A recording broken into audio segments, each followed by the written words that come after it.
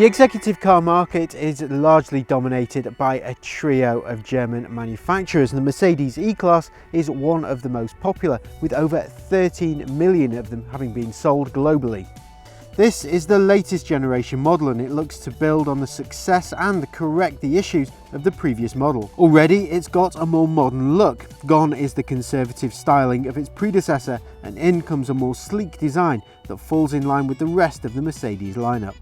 Inside there's a mix of high quality materials, gloss black detailing and switchgear that has a solid, well weighty feel to it. In fact, it wouldn't look out of place in a more opulent Mercedes S-Class limousine. The large display stretches from in front of the driver right across the dashboard, and it is an optional extra, but we definitely recommend it. The multimedia system isn't as logical to use as the BMW 5 Series or Audi A6, but it is user-friendly, and all the features like the sat-nav, radio, Bluetooth and car settings are accessible via this rotary dial, a bit like the BMW iDrive system. Finding the perfect driving position is an absolute doddle thanks to a seat that's adjustable, electric of course, and a steering wheel that moves in and out as well as up and down.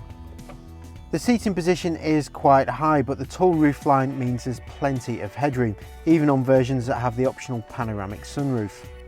In the back, headroom is pretty limited, but legroom is impressive.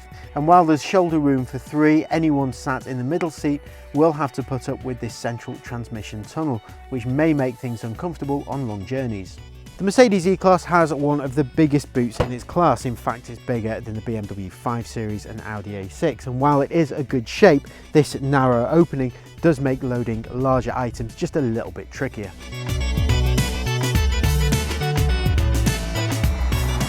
With the E Class being so popular with company car drivers, greater emphasis has been put on diesels, and there's a choice of two. There's a 192 brake horsepower 2.2 litre or a 3 litre V6 with 255 brake horsepower. A diesel hybrid will also be available, as well as a performance-based AMG version. This is the lower powered version of the diesel with 192 brake horsepower, and it's badged E220D, and it is more powerful than the 2 litre units that are found in the BMW 5 Series and Jaguar XF, and you can really feel that extra power. It pulls strongly from around 1500 RPM, and the standard 9-speed automatic gearbox kicks down promptly when you stomp on the accelerator. It's smooth and quiet even when worked hard, and it's better mannered than the engine in rival Jaguar and BMWs. The V6 E350D is more powerful and effortlessly strong, but it's the low down pull that really makes it stand out.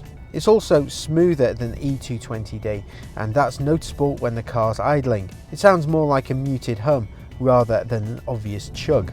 The standard suspension is soft and spongy and wafts over imperfections in the road with ease. It may lean and pitch around country roads, but on motorways it's smooth. The steering is light and accurate, but there isn't much in the way of feedback. The optional air body control system is expensive and, in all honesty, not really worth it. It improves the high-speed ride, but it does tend to send hard vibrations into the cabin over uneven surfaces. The Mercedes E Class is one of the best executive saloons on sale. It is slightly better than the Audi A6 and Jaguar XF, and it's not far off that of the BMW 5 Series. The interior is smart and classy, the ride is comfortable, especially if you avoid the larger alloy wheels, and there's lots of standard equipment. It is quite pricey though, and the E Class isn't quite as rewarding to drive as some of the competition.